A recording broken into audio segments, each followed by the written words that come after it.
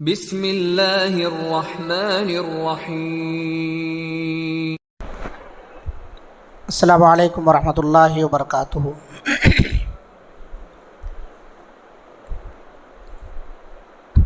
الحمد للہ رب العالمین والصلاة والسلام علی رسولہ الامین وعلی آلہ واصحابہ اجمعین ومن تبعہم بإحسان الی یوم الدین، اما بعد۔ اعوذ باللہ من الشیطان الرجیم، بسم اللہ الرحمن الرحیم۔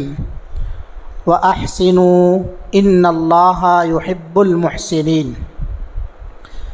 وعن شداد بن اوس رضی اللہ عنہ قال قال رسول اللہ صلی اللہ علیہ وسلم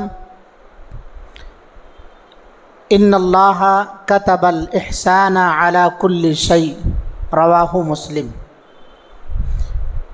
محترم حضرات، معزز سامعین و سامعات، ذمہ داران مسجد، علماء کرام، عزیز بچوں، پردہ نشین خواتین اسلام،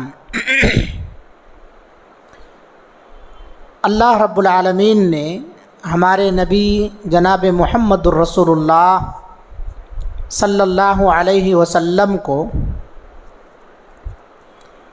اس دنیا میں جو مبعوث فرمایا ہے، اس کا مقصد یہ تھا کہ لوگوں کو زندگی جینے، رہنے سہنے کا طریقہ بتائیں، اور جو لوگ بھی آپ صلی اللہ علیہ وسلم کے بتائے ہوئے طریقے کے مطابق رہتے سہتے ہیں، بندگی اور عبادت کرتے ہیں، اسی کا نام دین ہے۔ اور دین کی بنیاد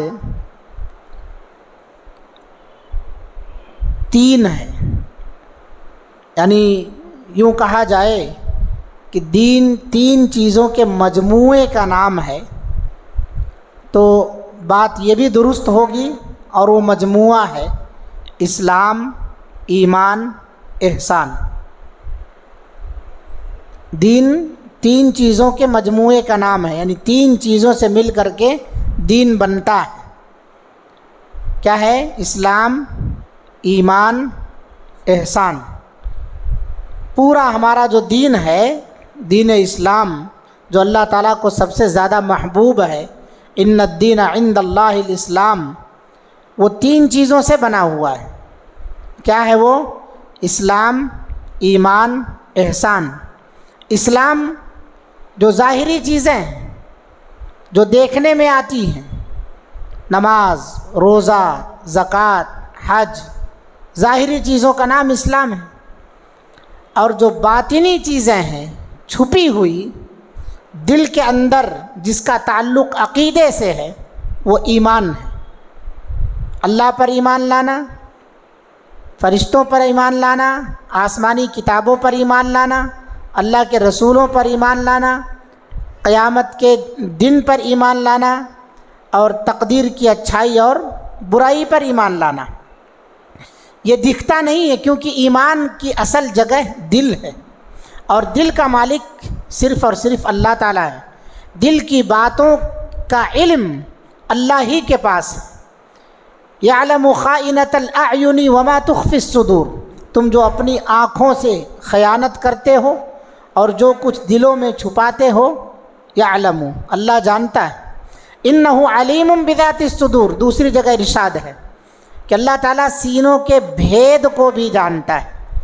تو ایمان کا تعلق دل سے۔ اس کی مثال اس طرح سمجھیے کہ ایک جھاڑ ہے، جو اوپر والا حصہ دکھ رہا ہے، جھاڑ، اس کے اوپر والا حصہ جو زمین سے اوپر گیا ہوا ہے، وہ اسلام ہے، جو ہر کوئی دیکھ لیتا ہے۔ اور جو زمین کے اندر ہے، جو دکھائی نہیں دیتا ہے، جڑ، اس کا تنا جو نیچے جا رہا ہے، یہ کیا ہے؟ ایمان ہے۔ اور اس جھاڑ کے اندر جو پھل لگ رہے ہیں، میوے آ رہے ہیں، یہ دین کا تیسرا رکن ہے، احسان۔ دین کا تیسرا رکن ہے احسان۔ ان تینوں چیزوں میں جو بھی میں نے بتایا ہے، جو ہمارے دین کی بنیاد ہیں، بیس ہیں، اسلام، ایمان، احسان، ان تینوں میں سب سے بڑا رکن احسان ہے۔ ان تینوں میں سب سے بڑا کون سا ہے؟ احسان ہے، پھر اس کے بعد ایمان ہے، پھر اس کے بعد اسلام ہے۔ دین تین چیزوں کے مجموعے کا نام ہے اسلام، ایمان، احسان، اور تینوں میں سب سے بڑا رکن کون سا ہے؟ احسان، دوسرے نمبر پر ایمان، تیسرے نمبر پر اسلام۔ تو جب ترتیب میں رکھیں گے فرسٹ، سیکنڈ، تھرڈ، تو اوپر سے آئیں گے، یعنی آخر سے آئیں گے ہم، احسان، ایمان، اسلام، اور جب مجموعہ بتانا ہوتا ہے تو اسلام سے شروع کرتے ہیں۔ اسی لیے اللہ تعالیٰ نے کہا تھا قالت الاعراب آمنا قل لم تؤمنوا ولکن قولوا اسلمنا۔ جب دیہاتیوں نے کہا تھا کہ ہم تو مومن ہو گئے، تو اللہ تعالیٰ نے کہا کہ نہیں، ان سے کہو کہ کہیں کہ ابھی ہم مسلم ہوئے ہیں۔ اسلام ایک الگ مقام ہے اس کا، ایمان کا الگ مقام ہے۔ کوئی اپنے بارے میں یہ نہیں دعویٰ کر سکتا کہ میں مومن ہوں۔ مسلم کہہ سکتے ہیں آپ، کیونکہ مسلم کے معنی ہوتے ہیں تابع داری کرنا، فرما برداری کرنا۔ تو مسلمان اللہ تعالیٰ کا، اللہ کے رسول کا تابع دار اور فرما بردار ہوتا ہے۔ مومن کب بنتا ہے یہ اللہ تعالیٰ جانتا ہے۔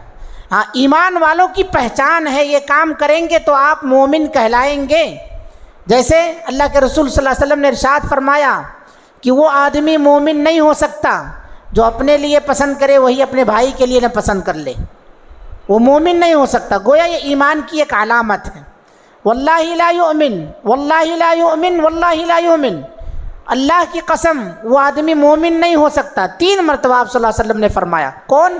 الذی لا یأمن جارہ بوائقہ، جس کی تکلیف سے، جس کی مصیبتوں پریشانیوں سے، جس کے دکھ سے اس کا پڑوسی محفوظ نہ ہو، یعنی اس کی اذیتوں سے اس کا پڑوسی اگر محفوظ ہے تو وہ مومنوں کا کام کر رہا ہے، اور اگر پڑوسی محفوظ نہیں ہے تو اس کا مطلب یہ ہے کہ اس کا ایمان کامل نہیں، وہ مکمل مومن نہیں ہے وہ شخص۔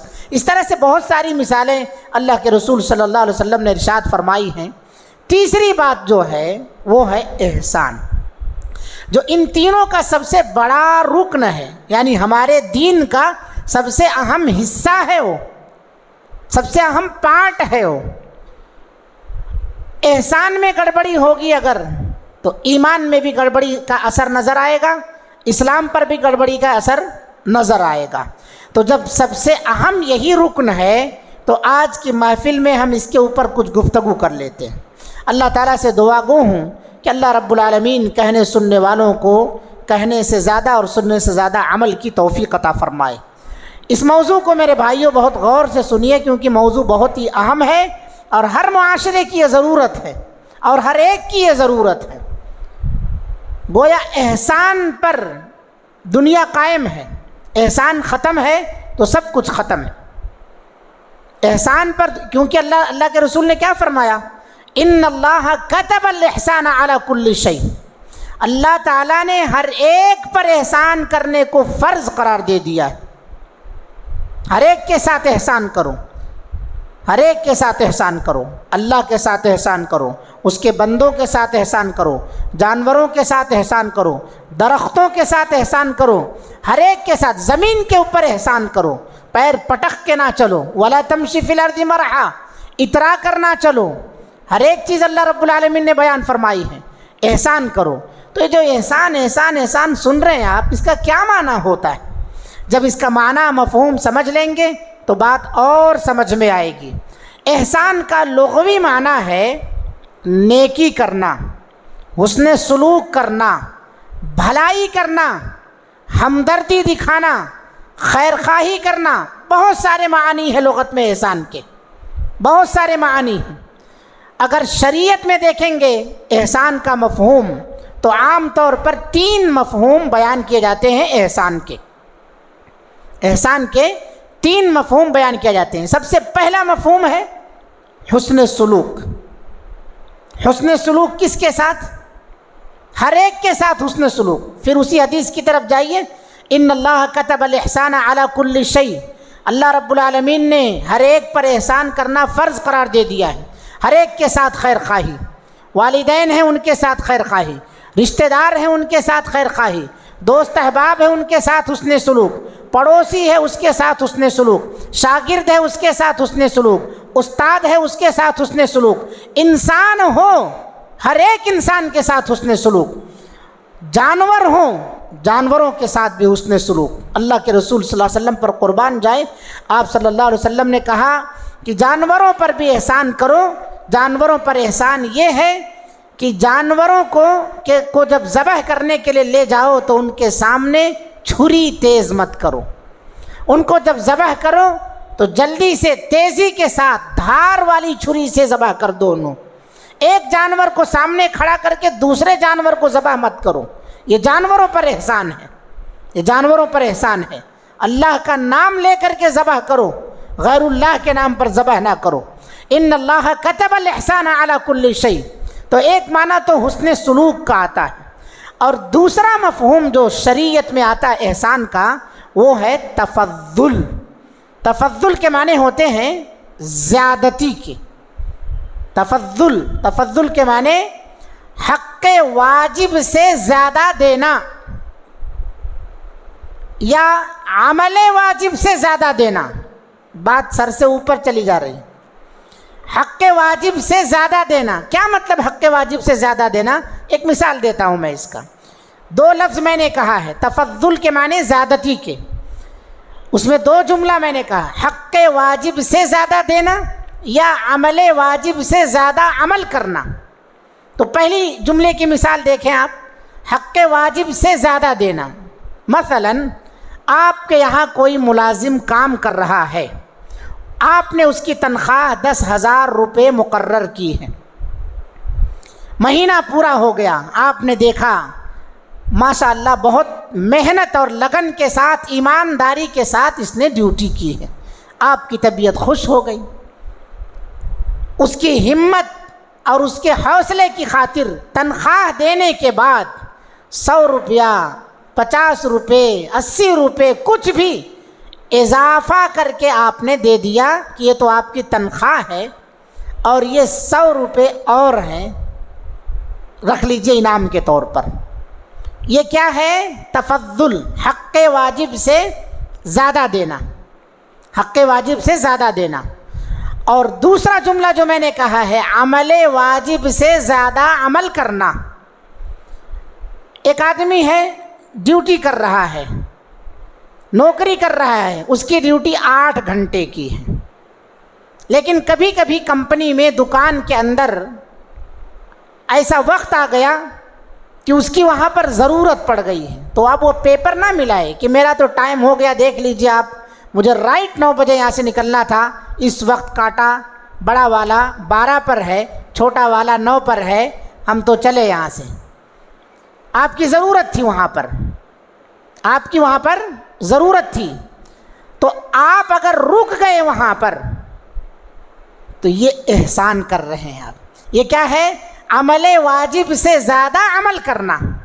جتنا آپ کا واجب تھا، جتنی ڈیوٹی تھی اتنا تو کر دیا آپ نے، لیکن کبھی کبھی کمپنی کو ایسی ضرورت پڑ گئی، آپ کہیں مدرسے میں پڑھا رہے ہیں، اسکول میں ہیں، کبھی کبھی باہر کی چیکنگ آ جاتی ہے، آپ کو وہاں رکنا پڑتا ہے، کچھ موقع آ گیا، امام صاحب کی ڈیوٹی ہے نماز پڑھانا، نماز پڑھا کے نکل جانا ہے ان کو، لیکن کچھ لوگ نماز پڑھانے کے فوراً بعد مصلی تک پہنچ گئے۔ اب وہ کیا کہیں گے؟ میرا کام صرف نماز پڑھانا تھا، تمہارے مسئلے بتانے کا مجھے فتویٰ نہیں، مجھے تنخواہ نہیں ملتی۔ وہ اٹھیں، کرتا جھاڑیں، چلے جائیں، یہ احسان ہے؟ نہیں۔ وہ جو بیٹھ گئے ہیں آپ کے ساتھ، جو وقت دے رہے ہیں، یہ احسان ہے۔ ڈیوٹی سے زیادہ ٹائم دینا، وقت دینا، کسی بھی ڈپارٹ کو آپ ذہن میں رکھ لیجئے، یہ کیا ہے؟ عمل واجب سے زیادہ عمل کرنا۔ دونوں کو ملا کر کے میں نے ایک جملہ کہا ہے تفضل۔ پہلا معنی کیا بتایا؟ شریعت میں احسان کا معنی حسن سلوک، اور دوسرا معنی تفضل، زیادتی، جو واجب حق ہے اس سے زیادہ دے دینا، یہ احسان ہے۔ جو واجب ڈیوٹی ہے، عمل ہے، اس سے زیادہ عمل کر کے دکھانا، یہ احسان ہے۔ جب یہ معاشرے میں پایا جائے گا نا تو کیا فائدہ ہوگا؟ حق واجب سے زیادہ دینا یا عمل واجب، حق واجب تو یہ دینا ہی ہے آپ کو، تنخواہ تو دینا ہی ہے آپ کو، لیکن اس سے جو بڑھ کے آپ دے رہے ہیں نا، یہ احسان ہے، یہ تفضل ہے۔ یہ آپ جو تنخواہ دے رہے ہیں اسے عدل کہا جاتا ہے۔ آپ نے انصاف کیا، ان کو تنخواہ دے کر کے آپ نے کیا کیا ہے؟ انصاف کیا ہے۔ اور عدل سے معاشرے کے اندر، سوسائٹی کے اندر، سماج کے اندر امن قائم ہوتا ہے۔ عدل سے کیا ہوتا ہے؟ معاشرے کے اندر امن قائم ہوتا ہے۔ اگر عدل نہیں ہے تو بد امنی آئے گی، بد نظمی پھیل جائے گی۔ اور عدل کرنا یہ واجب ہے۔ اللہ تعالیٰ قرآن مجید کے اندر ارشاد فرماتا ہے ان اللہ یأمر بالعدل والاحسان، یقیناً اللہ تعالیٰ حکم دیتا ہے عدل کرنے کا، والاحسان اور احسان کرنے کا، وایتاء ذی القربى رشتہ داروں کو دینے کا۔ تین باتوں کا حکم اللہ تعالیٰ نے اس آیت میں دیا ہے اور آگے تین باتوں سے منع بھی کیا ہے۔ تو تین باتیں جو کرنے کا حکم دیا اللہ تعالیٰ نے، اس میں سب سے پہلی بات ہے عدل کرو۔ تو عدل کرنے کا کیا فائدہ ہوگا؟ معاشرے کے اندر، سماج کے اندر امن قائم ہوگا۔ جہاں نا انصافی ہوگی وہاں دل میں برائی پیدا شروع ہو جائے گی، وہاں کھٹک پیدا ہو جائے گی، وہاں کیا ہوگا؟ بدنظمی ہوگی، وہاں آپ اپنے اصول پر قائم نہیں ہیں۔ تنخواہ ہو گئی، دے دیجئے، اور جو زیادہ دے رہے ہیں اس کا کیا فائدہ ہوگا؟ حق واجب دینے سے کیا تھا؟ عدل ہو رہا تھا، اور عدل کا فائدہ امن و امان کا برقرار ہونا، معاشرے کے اندر بدامنی سے محفوظ رہنا۔ لیکن آپ جو احسان سے زیادہ دے رہے ہیں، حق واجب سے زیادہ دے رہے ہیں، احسان کر رہے ہیں، اس سے کیا ہوتا ہے؟ اپنائیت پیدا ہوتی ہے، محبت پیدا ہوتی ہے، تعلقات مضبوط ہوتے ہیں، خوشگوار ماحول پیدا ہوتا ہے، ہر ایک کے چہرے پر سرور آتا ہے کہ میرے مالک نے مجھے تنخواہ سے زیادہ جو یہ پیسہ دیا ہے اس کا نہیں دیتا تو بھی کچھ نہیں بگڑتا تھا، اور نہ میں کچھ اس سے حساب لے سکتا تھا کہ آپ نے مجھے زیادہ نہیں دیا۔ بخشش، باہر لوگ بخشش بولتے ہیں اس کو، بخشش آپ نے نہیں دیا ہے۔ کوئی پوچھ سکتا ہے بخشش کے لیے کسی کو؟ کسی کو نہیں پوچھ سکتا۔ یہ جو زیادہ دے رہے ہیں نا، اس سے کیا ہوتا ہے؟ آپس میں محبت پیدا ہوتی ہے۔ ورنہ یہ ہوتا ہے، لوگ کہتے ہیں کہ سنار کی طرح سے تول ناپ کے دیتا ہے، اس سے کچھ بھی ذرا بھی بڑھتا نہیں ہے، ذرا بھی بڑھتا نہیں ہے۔ تو اس کا حکم نہیں اسلام کے اندر، احسان کرنے کا حکم ہے کہ حق واجب سے زیادہ دیا کرو، عمل واجب سے زیادہ کبھی کبھار موقع پڑ جائے تو عمل کیا کرو، یہ احسان ہے۔ اللہ والو، آپ نے جو ڈیوٹی انجام دی یہ تو آپ کا واجب تھا، لیکن کچھ آخرت کے لیے بھی چیزیں برقرار رکھیے، اسی کو احسان کہا جاتا ہے، تفضل، یہ ہے تفضل۔ ایک اور اسی میں ایک مثال ایڈ کرتا ہوں میں، وہ مثال یہ ہے، آپ پر نمازیں فرض ہیں، 5 وقت کی نمازیں آپ پڑھتے ہیں، عمل واجب سے زیادہ عمل کرنا، 5 وقت کی نماز پڑھتے ہیں، یہ آپ پر فرض ہے۔ لیکن ان 5 وقت کی نمازوں کے ساتھ ساتھ اگر آپ نوافل کا بھی اہتمام کرتے ہیں، تہجد کا بھی اہتمام کرتے ہیں، چاشت کی جو نمازیں ہیں، جو بھی نوافل نمازیں، نفل نمازیں ہیں، ان نمازوں کا بھی اہتمام کرتے ہیں، تو یہ کیا ہوگا؟ عمل واجب سے زیادہ عمل کرنا۔ واجب کیا تھا؟ 5 وقتہ نماز، ان الصلاۃ کانت علی المؤمنین کتابا موقوتا، 5 وقت کی نمازیں مومنوں پر مقررہ وقتوں میں فرض ہیں۔ 5 پڑھ لیے کافی تھا۔ اس صحابی کو اللہ کے رسول صلی اللہ علیہ وسلم نے کہا تھا نا، تیرے اوپر 5 نمازیں فرض ہیں، اس نے کہا تھا، اور بھی باتیں بتائی تھی، اس نے کہا تھا نہ میں اس سے کم کروں گا نہ زیادہ۔ آپ صلی اللہ علیہ وسلم نے کہا کہ دنیا میں چلتا پھرتا جنتی جسے دیکھنا ہو اس شخص کی طرف دیکھ لے۔ اس نے کہا نہ میں اس سے زیادہ کروں گا نہ کم کروں گا اس سے۔ تو آپ پر 5 نمازیں فرض ہیں، یہ کیا ہے؟ حق واجب ہے، واجب عمل ہے یہ صرف۔ لیکن آپ نوافل کا بھی اہتمام کرتے ہیں تو واجب عمل سے زیادہ عمل کرنا یہ کیا ہے؟ احسان ہے۔ اس سے کیا ہوتا ہے؟ اللہ تعالیٰ کا خصوصی قرب حاصل ہوتا ہے نفل نمازوں کا اہتمام کرنے سے۔ اللہ کے رسول صلی اللہ علیہ وسلم کی حدیث ہے کہ جب بندہ بندہ جب میرا قرب حاصل کرنے کے لیے نوافل کا اہتمام کرتا ہے، یعنی نوافل کے ذریعے میرا قرب حاصل کرنا چاہتا ہے اور وہ نوافل کا اہتمام کرتا رہتا ہے، تو میں کیا ہو جاتا ہوں، اس سے میں محبت کرنے لگتا ہوں، اس بندے سے میں محبت کرنے لگتا ہوں۔ اور جب میں محبت کرنے لگتا ہوں، اللہ تعالیٰ کہتا ہے جب میں محبت کرنے لگتا ہوں تو میں اس کا کان بن جاتا ہوں، میں اس کا ہاتھ بن جاتا ہوں، اس کا پیر بن جاتا ہوں، اس کی آنکھ بن جاتا ہوں۔ کیا اللہ تعالیٰ کسی کا ہاتھ، پیر، کان، آنکھ بن جاتا ہے؟ کیا مطلب ہے اس کا؟ اس کا مطلب یہ ہے کہ اللہ رب العالمین اس کی حفاظت کرتا ہے۔ کیسے حفاظت کرتا ہے؟ 3 چیزوں سے، حادثات سے۔ نوافل کا جب آپ اہتمام کریں گے تو آپ کے جسمانی اعضاء کی حفاظت کون کر رہا ہے؟ اللہ رب العالمین۔ کیسے؟ اللہ رب العالمین آپ کو یعنی احسان کرنے، نفل کا نماز پڑھنا یہ احسان کرنا ہے۔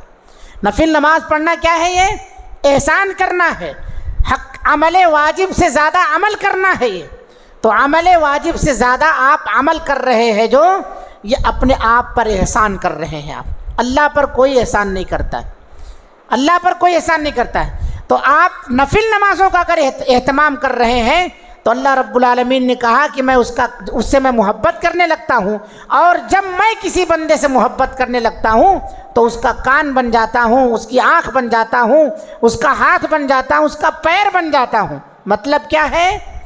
میں اس کی حفاظت کرتا ہوں، حادثات سے حفاظت کرتا اللہ تعالیٰ احسان کرنے والوں کے۔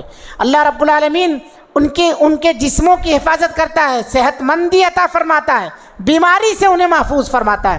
اور سب سے بڑی حفاظت احسان کے بدلے میں جو آتی وہ یہ ہے کہ اللہ تعالیٰ اس کو گناہوں سے بچاتا ہے۔ اس بندے کو اللہ تعالیٰ گناہوں سے بچاتا ہے۔ کیسے بچاتا ہے اللہ رب العالمین؟ کیونکہ اللہ تعالیٰ نے کہا کان بن جاتا ہوں، ہاتھ بن جاتا ہوں، اور اسی طرح سے میں اس کے پیر بن جاتا ہوں۔ تو جب اللہ تعالیٰ اپنی حفاظت میں لے لیا تو وہ بندہ گناہ کی طرف جا سکتا ہے؟ نہیں جا سکتا ہے۔ آپ لوگ بارہا سنتے آیت الکرسی پڑھ لیے تو صبح سے شام تک فرشتے کی حفاظت میں رہتے ہیں آپ۔ جب فرشتے کی حفاظت میں رہتے ہیں تو کیا کوئی طاقت آپ کو نقصان پہنچا سکتی ہے؟ یعنی آپ سیفٹی کوچ میں ہو گئے۔ ایسے یہاں بھی مسئلہ ہے، اللہ تعالیٰ کے آپ محبوب بن گئے تو اللہ آپ کی حفاظت کر رہا ہے، ہر طرف سے، ہر حادثے سے آپ کو بچاتا ہے۔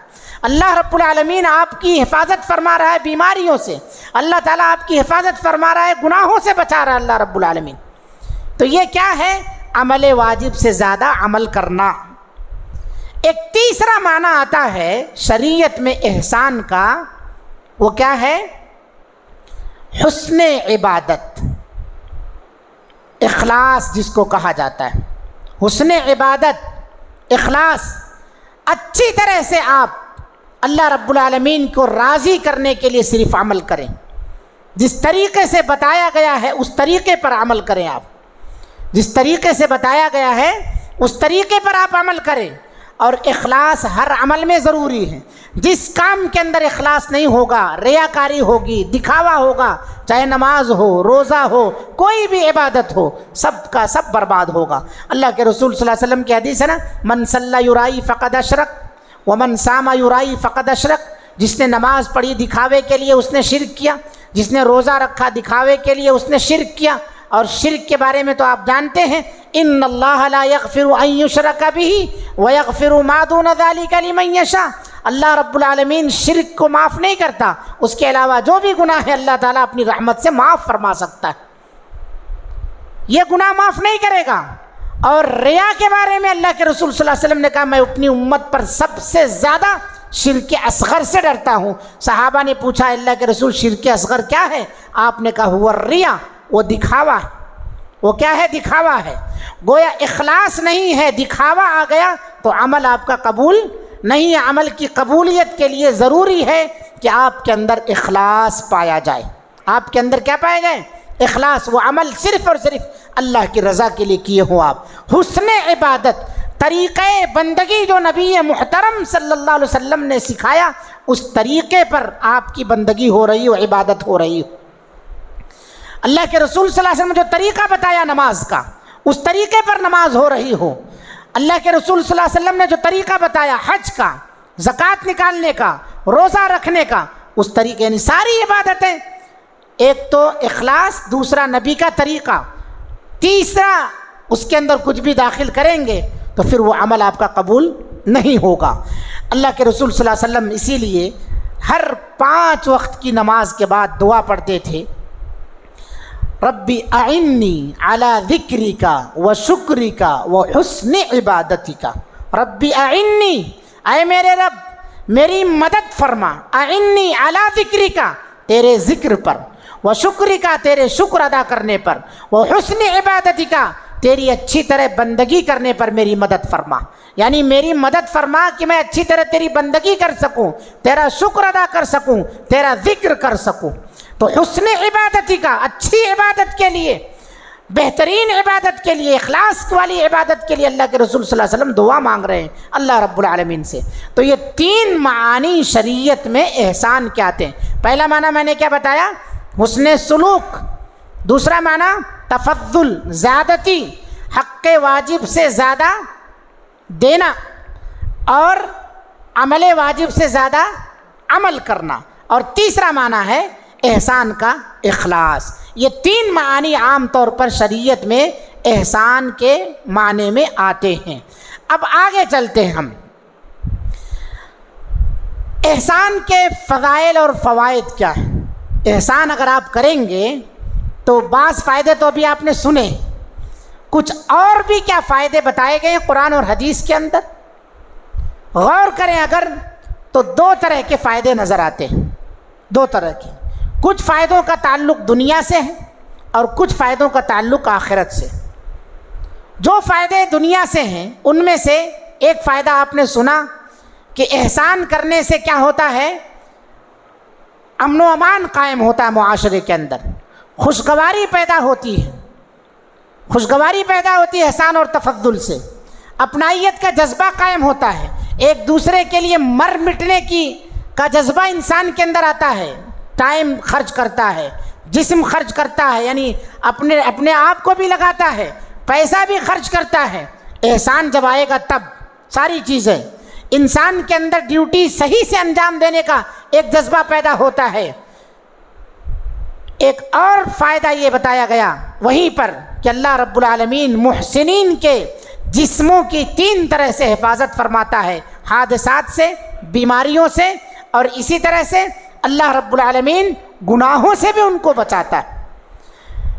تیسرا فائدہ اگر ہم دیکھیں تو یہ ہے کہ اللہ رب العالمین احسان کرنے والوں کے مال و دولت میں بھی اضافہ فرماتا ہے، ان کے عزت اور احترام میں بھی اضافہ فرماتا ہے، ان کے خوبیوں اور کمالات میں بھی اضافہ فرماتا ہے۔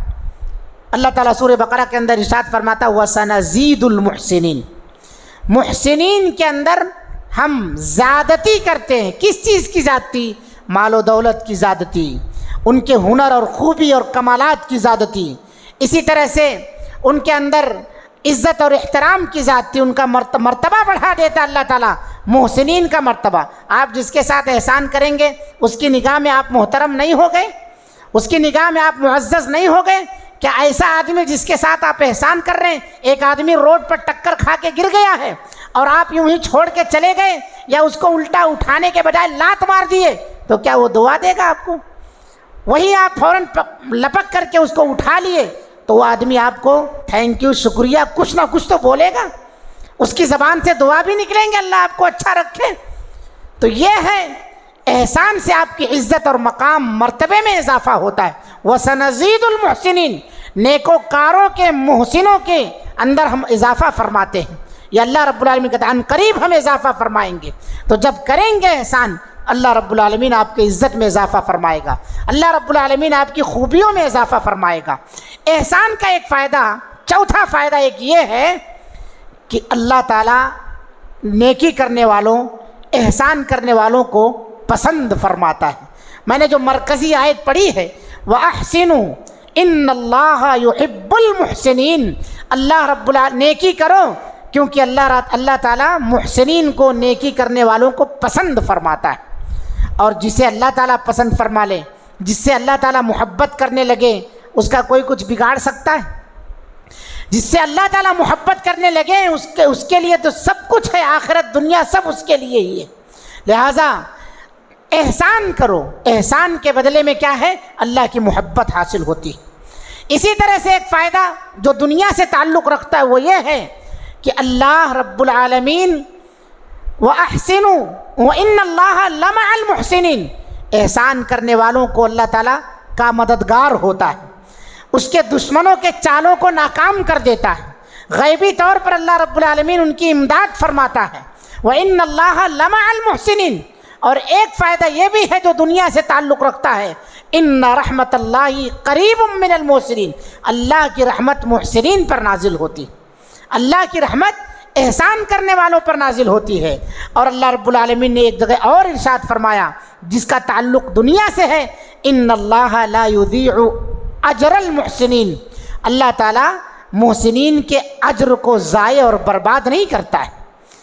آخرت سے بھی تعلق ہے اس کا، آخرت سے بھی اس کا تعلق ہے۔ وَإِنَّ اللَّهَ لَا يُضِيعُ أَجْرَ الْمُحْسِنِينَ، محسنین کے اجر کو اللہ تعالیٰ ضائع برباد نہیں کرتا۔ لہٰذا پتہ یہ چلا کہ اتنے فوائد ہیں جب اس کے، تو ہمیں احسان کرنا چاہیے، لوگوں کے ساتھ حسن سلوک کرنا چاہیے، ہر ایک کے ساتھ جیسا جو ہے اس کے ساتھ اس حساب سے پیش آنا چاہیے، حسن سلوک، نیکی کا کام، اور اسی طرح سے ہمدردی، خیرخواہی، غمگساری، یہ ساری کی ساری چیزیں انجام دینا چاہیے۔ ان سب کا نام احسان ہے۔ اور کچھ فائدے ایسے ہیں جن کا تعلق آخرت سے، یہ فائدے تو ہیں دنیا سے تعلق رکھتے ہیں، لیکن کچھ فائدے ایسے ہیں جس کا تعلق آخرت سے۔ کیا ہے؟ سب سے بڑا فائدہ جو ہے دیکھا جائے تو ہم میں سے ہر ایک کی خواہش ہے اللہ ہمیں جنت میں جگہ عطا فرما دے، اللہ تعالیٰ ہمیں جنت میں جگہ عطا فرما دے۔ احسان کرو، اللہ تعالیٰ جنت میں جگہ عطا فرمائے گا۔ سورہ رحمان آپ بار بار پڑھتے ہیں، آیتیں سنتے ہیں، هل جزاء الاحسان الا الاحسان، هل جزاء الاحسان الا الاحسان، کہ آپ دیکھتے ہیں، پڑھتے ہیں اس کو، مگر کبھی اس کے ڈیپ میں نہیں جاتے کہ یہاں احسان کا لفظ 2 مرتبہ کیوں آیا ہے، پہلے احسان سے کیا معنی ہے، دوسرے احسان کا کیا مفہوم ہے، ہم غور نہیں کرتے۔ قرآن تقاضا کرتا ہے کہ اس میں ڈوبا جائے، اس کی باریکیوں میں جائیں، اس میں کیا موتیاں نکل رہے ہیں اس کو نکالیں، ان موتیوں سے فائدہ اٹھائیں۔ عبداللہ ابن مسعود رضی اللہ عنہ جلیل القدر صحابی ہیں، اس آیت کی تفسیر میں بیان کرتے ہیں کہ پہلے احسان سے هل جزاء الاحسان الا الاحسان، پہلا جو احسان ہے اس احسان سے مراد اعمال صالحہ ہیں، نیکیاں ہیں، اور دوسرا جو احسان ہے اس سے مراد جنت ہے۔ گویا احسان کا بدلہ احسان، یعنی نیکی کا بدلہ جنت، احسان کا بدلہ احسان، نیکی کا بدلہ جنت۔ اعملو، نیکیاں کرو، حسن سلوک کرو، ایک دوسرے کے ساتھ خیرخواہی کے ساتھ پیش آؤ، بدلے میں کیا ملے گی تمہیں؟ جنت ملے گی۔ اللہ کے ساتھ احسان کرو، یعنی اللہ کے ساتھ احسان کرنے کا کیا مطلب؟ اس کی عبادت جیسی بتائی گئی ہو ویسا کرو۔ ان تعبد اللہ کأنک تراہ، اللہ کی عبادت ایسے کرو گویا تم اللہ کو دیکھ رہے ہو۔ یہ اللہ کے ساتھ احسان ہے، یہ اللہ کے ساتھ احسان ہے۔ اگر اتنا بھی سمجھ میں نہیں آتا ہے تو کم سے کم یہ خیال رہے کہ اللہ تمہیں دیکھ رہا ہے۔ نماز میں غائب نہ ہو جاؤ، دکان کا حساب، یہ گھر کا حساب، ادھر کا کرایہ نہیں آیا ادھر کا حساب، مال فلاں جگہ پہنچانا ادھر کا ٹینشن لے کے مت کھڑے ہو۔ یعنی جمع غائب ہے، واحد حاضر ہے، جسم صرف حاضر رہے، سارا کا سارا غائب رہے، ایسا نہیں ہونا چاہیے۔ تو سب سے بڑا فائدہ ایک یہ ہے کہ اللہ تعالیٰ بدلے میں ہمیں احسان کے بدلے میں جنت عطا فرماتا ہے۔ اس سے بھی بڑا فائدہ، جنت تو اللہ دے ہی رہا ہے، اس سے بھی بڑا فائدہ یہ ہے کہ آخرت میں احسان کرنے والوں کو اللہ تعالیٰ اپنا دیدار نصیب فرمائے گا، جو جنت کی سب سے بڑی نعمت ہے۔ جنت میں داخل ہو جانا یہ تو اپنے میں کمال کی بات ہے ہی ہے، اس سے بڑا کمال اور اس سے بڑی خوش نصیبی یہ ہے کہ اللہ رب العالمین کا دیدار نصیب ہو جائے۔ تمام جنتیوں سے اللہ تعالیٰ پوچھے گا کہ کچھ اور بھی تمہیں چاہیے؟ کہیں گے سب کچھ تو ہے۔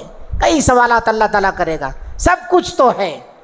اللہ رب العالمین آخرت میں آخر میں پردہ ہٹائے گا، لوگوں کے سامنے جلوہ افروز ہوگا، ساری نعمتیں جنت کی بھول جائیں گے لوگ اللہ رب العالمین کے چہرے کا دیدار کر کے۔ اللہ ہم سب کو تیرے چہرے کا دیدار نصیب فرما۔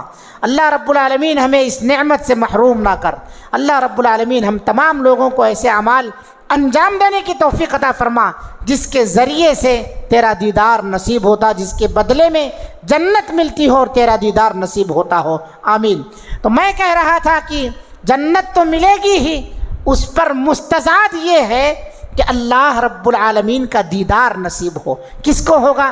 للذین احسنوا الحسنى وزیادہ، ان لوگوں کے لیے جو حسنہ کرتے ہیں۔ حسنہ کیا ہے یہ؟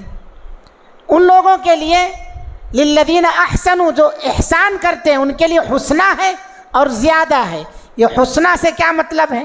زیادہ سے کیا مطلب ہے؟ سورہ یونس کی آیت ہے، للذین احسنوا، ان لوگوں کے لیے جو احسان کرتے ہیں حسنہ ہے اور زیادہ ہے۔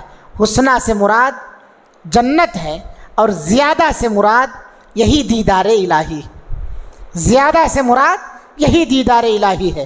تو میرے بھائیوں، میری ماں اور بہنوں، کہنا یہ ہے کہ یہ سارے فوائد ہمیں اس بات کی طرف راغب کر رہے ہیں کہ ہم اپنی زندگی میں احسان کو لازم پکڑ لیں، جو دین کا سب سے اہم رکن ہے۔ دین کے جو 3 ارکان ہیں بنیادی، ان 3 میں سب سے اہم رکن کیا ہے؟ احسان، احسان ہے۔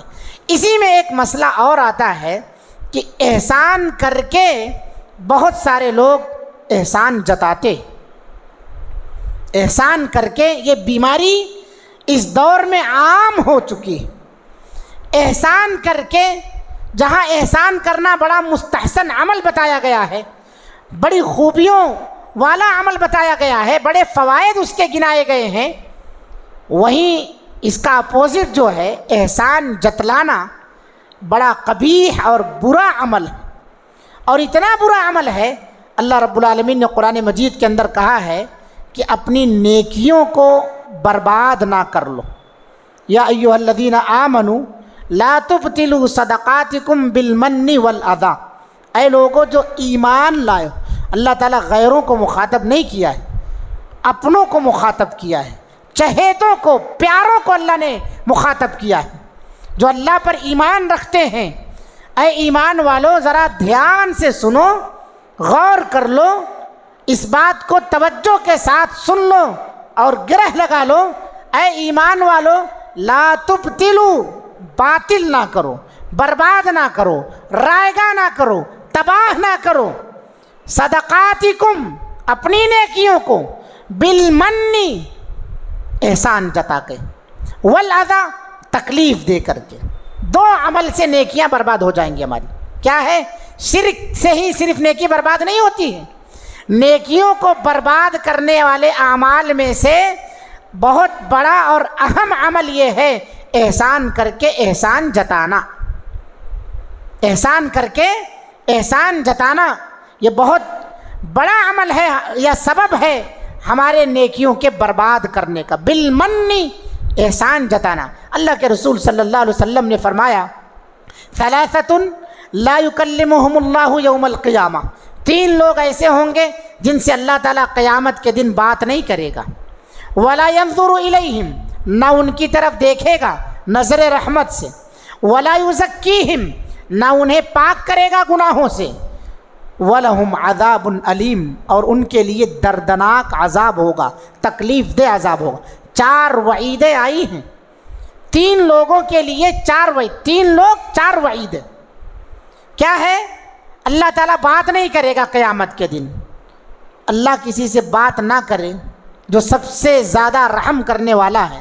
دنیا میں ہمارے ماں باپ اگر ناراض ہو جاتے ہیں، چھوٹا سا بچہ ہے، ماں ادھر منہ پھیر کر کے بیٹھ جائے اور جس طرف بچہ جائے ادھر سے منہ رخ پلٹتی رہے تو بچہ تھوڑی دیر کے بعد رونا شروع کر دیتا ہے۔ تھوڑی دیر کے بعد کیا کرتا ہے؟ رونا شروع کر دیتا ہے۔ تجربہ کر کے جا کے گھر میں بیٹھ کے دیکھ لیجئے۔ آپ سوچ لیجئے اس مثال کے ذریعے سے کہ اگر ہمارا رب ناراض ہو جائے، ہم سے اپنا چہرہ پھیر لے، بات نہ کرے، تو وہ ماں جو ناراض ہو رہی ہے اس سے بڑی بات ہے یا چھوٹی بات ہے؟ اللہ تعالیٰ اگر ناراض ہو جائے تو کوئی طاقت ہے جو آپ کے اوپر رحم کر سکتی؟ ثلاثۃ لا یکلمہم اللہ، اللہ بات نہیں کرے گا، ولا ینظر الیہم، ان کی طرف نظر رحمت سے نہیں دیکھے گا، ولا یزکیہم، انہیں پاک نہیں کرے گا گناہوں سے۔ کوئی توبہ قبول کر سکتا ہے آپ کی؟ گناہوں سے کوئی پاک صاف کر سکتا ہے سوائے اللہ کے؟ کوئی نہیں کر سکتا ہے، اللہ ہی کی ذات ہے۔ اتنی 3 وعیدیں بہت سخت تھیں، لیکن اس کے بعد چوتھی بات اللہ نے کہا وَلَهُمْ عَذَابٌ عَلِيمٌ، ان کے لیے تکلیف دہ عذاب ہوگا۔ اور آپ آخرت کے عذاب کے بارے میں سنتے رہتے ہیں تقریریں، سب سے ہلکا عذاب قبر جہنم کا یہ ہوگا کہ جوتی پیروں میں پہنائی جائے گی آگ کی، اس سے دماغ کھولے گا، سب سے ہلکے عذاب کی بات ہے۔ کنیکشن دیکھیے، آگ کی تیزی دیکھیے، شدت دیکھیے، پیر میں پہنائی جا رہی ہے آگ کی جوتی اور دماغ پکے گا ایسے جیسے ہڈیاں پک رہی چولہے پر۔ اللہ ہم سب کو آخرت کے عذاب سے محفوظ فرمائے، دنیاوی فتنوں سے محفوظ فرمائے اللہ تعالیٰ۔ تو کہہ یہ رہا تھا کہ 3 لوگ اور 4 گناہ، 4 سزائیں، 4 وعیدیں، 4 طرح کی وعیدیں۔ کون ہیں 3 لوگ؟ اللہ کے رسول صلی اللہ علیہ وسلم نے ایک بار نہیں 3 بار اس جملے کو دہرایا۔ صحابی رسول حضرت ابو ذر غفاری رضی اللہ عنہ سے رہ نہیں گیا، پوچھ بیٹھے من ہم یا رسول اللہ، وہ کون ہیں؟ خابو و خسرو، برباد ہو گئے، وہ تباہ ہو گئے، وہ کون ہیں وہ لوگ جن کی طرف اللہ نظر رحمت نہ کرے، قیامت کے دن بات نہ کرے، اور اللہ رب العالمین انہیں گناہوں سے پاک و صاف نہ کرے، الٹا انہیں عذاب میں مبتلا کر دے؟ کون ہیں وہ لوگ؟ آپ صلی اللہ علیہ وسلم نے 3 لوگوں کا نام لیا۔ المسبل، ٹخنے سے پینٹ پیجامے نیچے لٹکانے والا، ٹخنے سے یہ اینکل، یہ جو ایڑی ہے اس کے اوپر ایک ہڈی ابھری ہوئی ہے، اس ہڈی سے نیچے اپنے پینٹ پیجامے کو ازراہ عجب، فخر، تکبر یا فیشن کے طور پر ٹخنے سے نیچے لٹکانے والا پہلا شخص، جس کی طرف اللہ تعالیٰ کیا نہیں کرے گا؟ نظر رحمت نہیں کرے گا، بات نہیں کرے گا، گناہوں سے پاک نہیں کرے گا، الٹا اس کے اوپر تکلیف دہ عذاب ہوگا۔ ٹخنے سے نیچے پینٹ پیجامہ کسی کا ہے، مرد حضرات، آج مردوں کے پیجامے نیچے جا رہے ہیں، جن کے نیچے ہونا تھا ان کے اوپر جا رہے ہیں، اور نہ جانے کتنے اوپر جا رہے ہیں، اب اتنے اوپر ہو گئے کہ جسم پر کچھ بھی نہیں۔ یہ دور دیکھنا پڑ رہا ہے کہ جسم پر کچھ بھی نہیں ہے۔ اللہ رحم فرمائے، اللہ ہدایت سے نوازے ایسے لوگوں کو۔ ٹخنے سے نیچے لٹکانے والے کی ایک سزا ہے۔ دوسرا ہے جو ہمارے موضوع سے متعلق ہے، المنان، احسان کر کے احسان جتانے والا، احسان کر کے احسان جتانے والے کی۔ اور تیسرا شخص ہے جو اپنے سامان کو قسم، جھوٹی قسم کھا کے بیچتا ہو کہ اس کے اندر یہ خوبی ہے، یہ خوبی ہے، آپ پر سامنے والا اعتماد کر کے آپ کا سامان خرید لیا اور آپ جھوٹے نکلے۔ المنفق والمنفق سلعتہ بالحلف الکاذب، اپنے سامان کو جھوٹی قسم کے ساتھ بیچے تو اس کے لیے 4 وعیدیں ہیں، یہ 4 وعیدیں۔ تو یہ 3 لوگ ہیں جن کے لیے سخت سے سخت 4 وعیدیں۔ اتنی وعیدیں کسی اور کام کے لیے نہیں آئی، کسی اور کام۔ یہ لوگ پڑھ سکتے ہیں، لوگ پڑھ سکتے ہیں۔ دوسری بات حدیثوں میں ہے وہ شیخ زان، بوڑھا زناکار، یا وہ بادشاہ جو اپنی رعیت کا خیال نہ کر کے چھوڑ کر کے بھاگ گیا ہو، اس کے لیے بھی اسی قسم کی وعید ہے۔ تو کہنا یہ ہے کہ احسان کر کے احسان جتانا، آخرت میں نیکیوں سے ہاتھ دھو بیٹھنا، اللہ کی نظر رحمت سے محروم ہونا، اللہ تعالیٰ کی بات چیت سے محروم ہونا، اسی طرح سے گناہوں سے پاکی اور صفائی نہیں مل سکتی ہے، الٹا عذاب میں مبتلا ہوں گے۔ یہ مرض بہت زیادہ ہمارے اندر پایا جاتا ہے۔ تھوڑا تھوڑا سا چھوٹا سا بھی احسان کرتے، ادھر کیا کرم ادھر جتا دیا، ادھر کیا کرم ادھر جتا دیا۔ ادھر کرم کیا کرتے ہیں، فوراً فون پر ادھر سامنے والے کو خبر پہنچا دیتے۔ کچھ نیکیاں چھپا کے رکھو جو اللہ کے سامنے تنہائی میں رو کے گڑ گڑا کے مانگنے کے کام آئے۔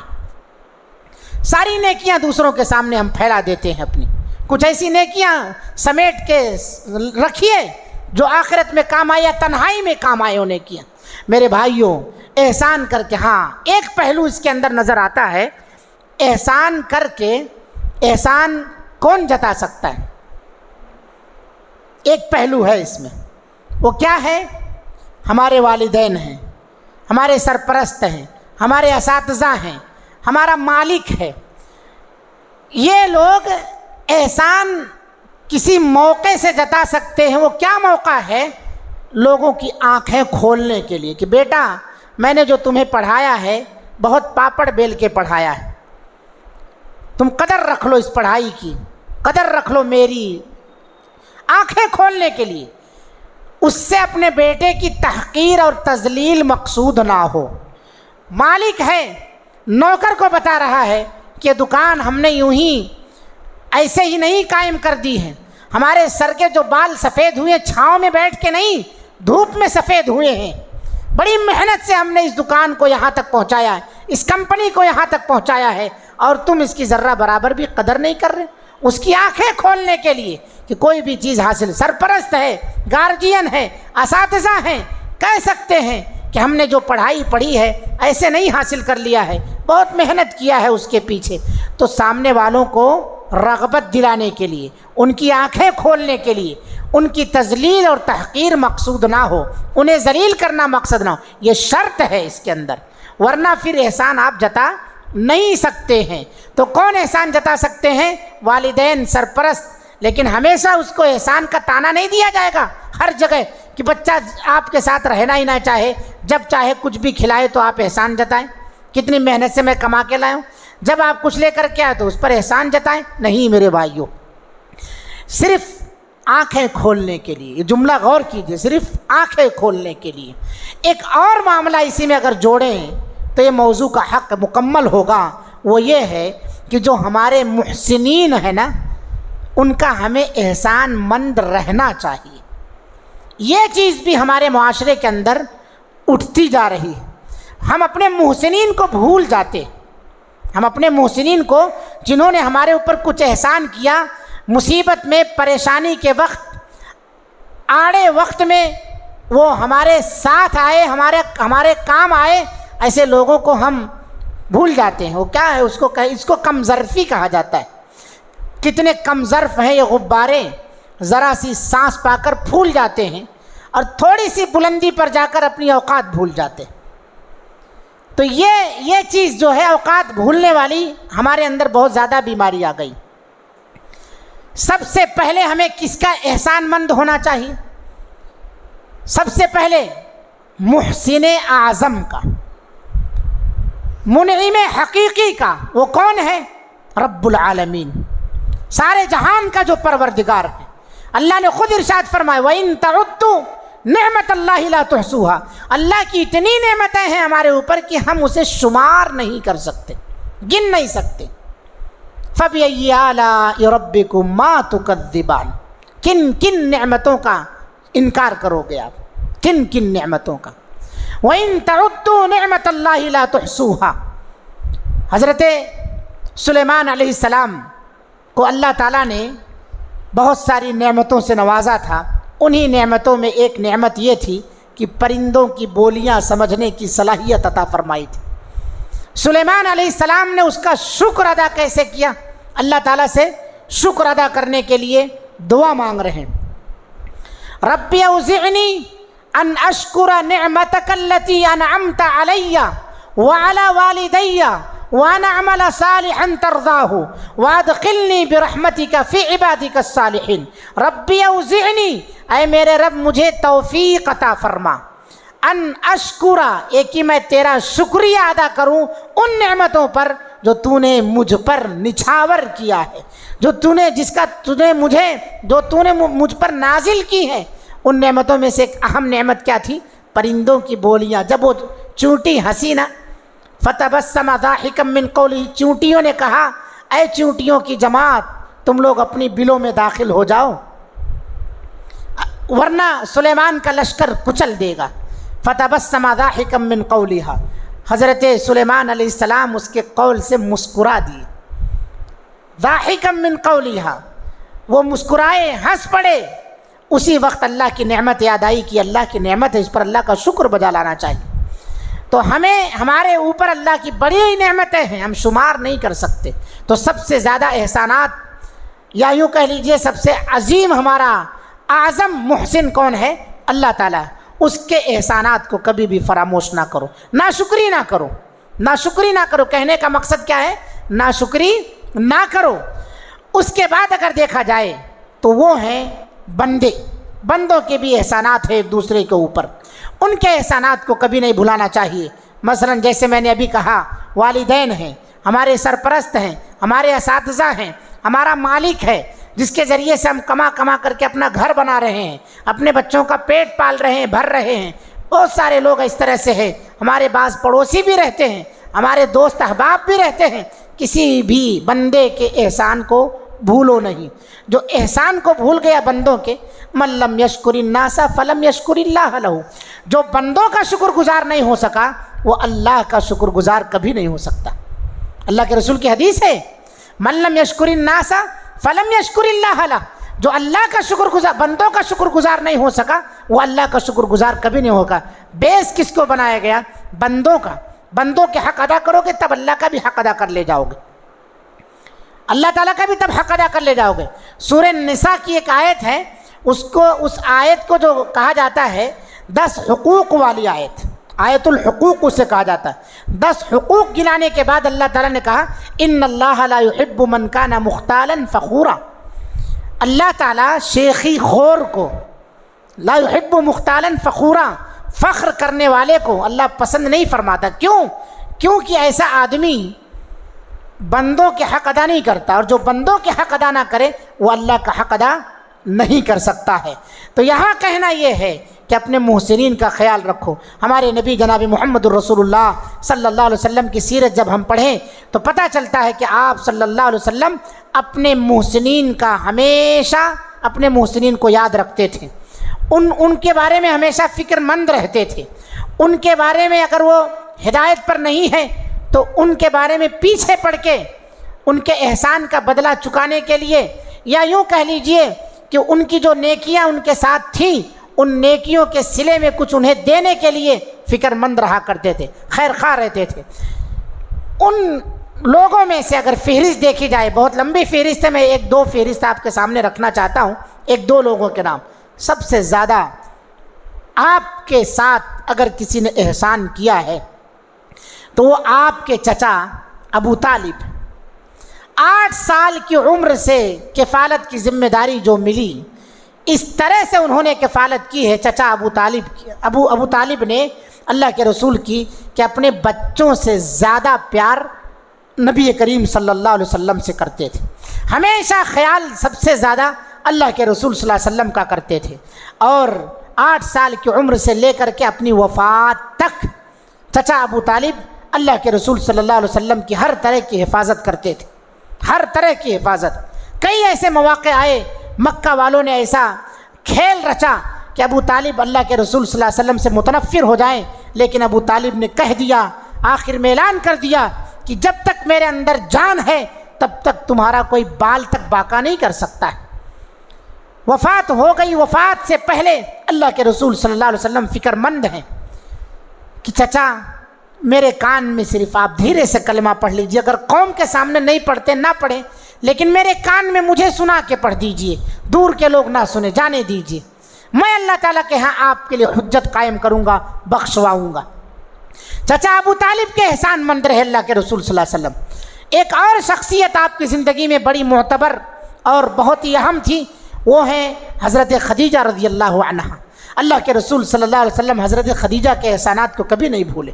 ان کی وفات ہو گئی، حضرت خدیجہ رضی اللہ عنہا کی نبی کریم صلی اللہ علیہ وسلم ان کی وفات کے بعد بھی ان کی خوبیوں کا ذکر کیا کرتے تھے، ان کی سہیلیوں کا عزت اور احترام کیا کرتے تھے، ان کی سہیلیوں کے یہاں ہدیہ تحفہ بھی بھجوایا کرتے تھے، اور زبان پر ایسے ہی ذکر نکل جایا کرتا تھا۔ ایک مرتبہ ایسے ہی ذکر آ گیا، حضرت عائشہ رضی اللہ عنہا نے اللہ کے رسول صلی اللہ علیہ وسلم کی زبان سے جب خدیجہ رضی اللہ عنہا کے تعریفی کلمات سنے، خوبیوں والے کلمات سنے، تو غیرت جاگ گئی۔ سوکن تھی، جاگنا ضروری تھا۔ سوکن، مری ہوئی سوکن کا بھی ذکر اپنے سامنے سننا نہیں چاہتی ہے تو زندہ کو کیا برداشت کرے گی؟ مثال ہے جیتی جاگتی ہمارے سامنے۔ زندہ کیسے کہے گی آپ کو کہ دوسری شادی آپ کر لیجیے؟ مری ہوئی سوکن کا نام لینا گوارا نہیں ہے تو اپنے ساتھ کیسے نباہ کرنا گوارا کرائے گی؟ وہ سوکن تھی، غیرت جاگ گئی۔ حضرت عائشہ نے کہا کیا بار بار اس بڑھیا کا ذکر کرتے رہتے ہیں، اس کا نام لیتے رہتے ہیں؟ اللہ کے رسول صلی اللہ علیہ وسلم نے کہا بیٹھو۔ بڑھیا کہہ رہی ہو تم؟ خدیجہ وہ خاتون ہیں، اگر دیکھا جائے تو مجھ پر ان کے 4 بڑے بڑے احسانات۔ سب سے پہلا احسان یہ ہے کہ انہوں نے مجھ پر اس وقت ایمان لایا جب سارے لوگوں نے میرا انکار کر دیا، جس سے مجھے ہمت ملی، میری کمپنی بننے لگی، میرا ساتھ دیا انہوں نے۔ اور دوسرا یہ ہے کہ انہوں نے مجھے ایسے وقت میں میری تصدیق کی جس وقت سارے لوگوں نے مجھے جھٹلا دیا تھا، سارے لوگوں نے مجھے جھٹلا دیا۔ انہوں نے میرا اپنا مال میرے حوالے ایسے وقت میں کر دیا کہ سارے مکہ کے لوگوں نے مجھے مال سے محروم کر دیا تھا، سارے لوگوں نے مجھے مالی طور پر بالکل کنگال کر دیا تھا۔ اور ایک احسان یہ ہے کہ خدیجہ رضی اللہ عنہا ہی سے میری ساری اولاد ہے، جتنی بھی اولاد ہیں میری بیویوں میں وہ خدیجہ رضی اللہ عنہا ہی سے ہیں۔ یہ احسانات اللہ کے رسول صلی اللہ علیہ وسلم گنا رہے۔ اس سے پتہ کیا چلتا ہے؟ اپنے محسنین کا احسان مند ہونا چاہیے۔ ایک آخری واقعہ آپ کے سامنے رکھتا ہوں، اس کے بعد محفل ختم کریں گے۔ اللہ کے رسول صلی اللہ علیہ وسلم طائف چلے گئے۔ یہ جو واقعہ آپ نے جو سنے ہیں یہ تو گھر کے لوگوں کے، یعنی آپ کہیں گے کہ گھر کے لوگوں کا احسان تو ہم گناتے رہتے ہیں، ہمارے بھائی کا احسان، ابا کا احسان، بیوی کا احسان، طرح طرح کے لوگوں کے احسان۔ لیکن تاریخ اگر دیکھیں گے تو کئی ایسے نام ملتے ہیں کہ گھر کے لوگوں سے باہر کے لوگوں کے بھی احسانات کا تذکرہ اللہ کے رسول صلی اللہ علیہ وسلم کرتے رہے ہیں، اپنے محسنین کو نہیں بھولیں۔ ایک نام آتا ہے مطعم بن عدی۔ مطعم بن عدی نبی کریم صلی اللہ علیہ وسلم مکہ کے لوگوں سے مایوس ہو کر دعوت و تبلیغ کی غرض سے طائف تشریف لے گئے۔ وہاں جو حالت درگت بنائی لوگوں نے وہ آپ لوگوں سے کوئی ڈھکی چھپی چیز نہیں۔ آپ صلی اللہ علیہ وسلم کو لہو لہان کیا گیا، پتھروں سے مارا گیا، زخم پہنچائی گئی۔ آپ صلی اللہ علیہ وسلم کو وہاں سے بھی مایوس کر کے نکال دیا۔ 10 روز کے بعد آپ صلی اللہ علیہ وسلم طائف سے واپس آ رہے ہیں تو مکہ کے اندر بھی آپ صلی اللہ علیہ وسلم کے لیے راستہ بند کر دیا گیا۔ مکہ میں آپ کا داخلہ منع کرا دیا گیا، حتیٰ کہ آپ کے جان کو بھی خطرے آ گئے۔ اللہ کے رسول صلی اللہ علیہ وسلم نے 2 لوگوں کے پاس پیغام بھیجوایا۔ ایک نام ہے اخنس بن شریک، دوسرا نام ہے سہل بن عمرو۔ ان دونوں کے پاس پیغام بھیجوایا۔ پہلے آدمی نے بھی انکار کر دیا پناہ دینے سے، دوسرے آدمی نے بھی کچھ مجبوریوں گنا کر کے اپنی پناہ دینے سے انکار کر دیا۔ نبی کریم صلی اللہ علیہ وسلم نے مطعم بن عدی کے پاس پیغام بھیجوایا تو مطعم بن عدی نے لبیک کہا، اور صرف تنہا نہیں، اپنے بچوں کو، اپنے گھر والوں کو لے کر کے مکہ سے باہر نکلا اور اپنی پناہ میں لے کر کے، اپنے ساتھ لے کر کے پورے لوگ آئے۔ آپ صلی اللہ علیہ وسلم کو مکہ میں داخل کرایا، خانہ کعبہ تک پہنچایا۔ آپ صلی اللہ علیہ وسلم نے طواف کیا، حجر اسود کو بوسہ دیا۔ اتنا ہی نہیں بلکہ آپ صلی اللہ علیہ وسلم کو وہ لوگ اپنی پناہ میں لے کر کے آپ کے گھر تک چھوڑا، آپ کے گھر تک چھوڑا۔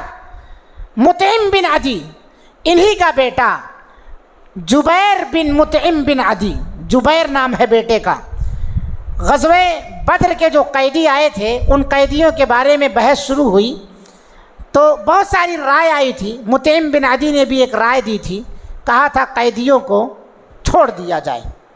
اللہ کے رسول صلی اللہ علیہ وسلم نے جب جبیر کو دیکھا تو اس کے والد کو یاد کر لیا. وہ جو احسانات تھے وہ احسانات آپ صلی اللہ علیہ وسلم کے سامنے وہ منظر یاد آ گیا.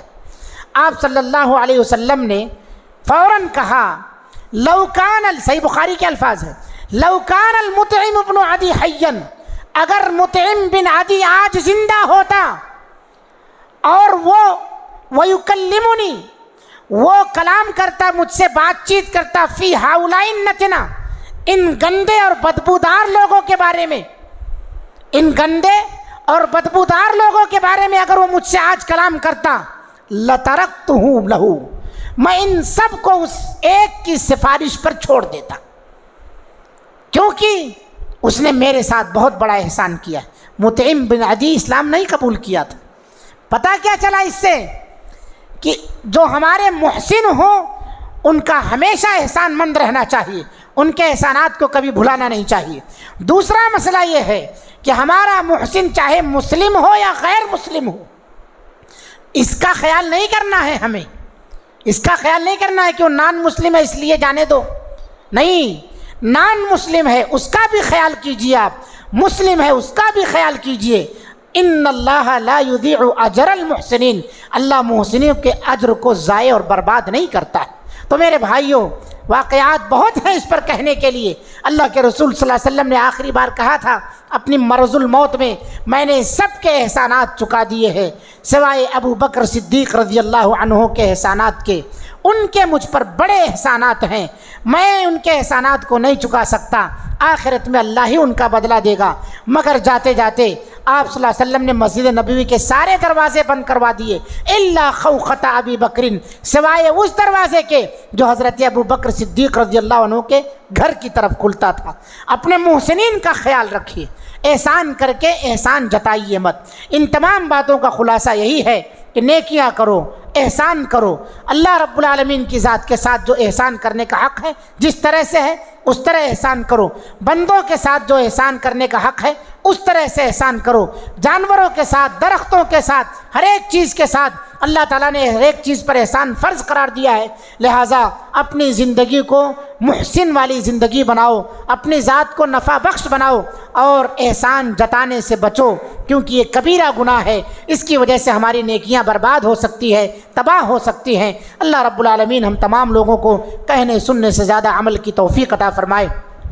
آمین. وآخر دعوانا الحمد للہ رب العالمین. اقول قولی هذا واستغفر اللہ لی ولکم ولسائر المسلمین فاستغفروه انه هو الغفور الرحیم. جزاکم اللہ احسن الجزاء.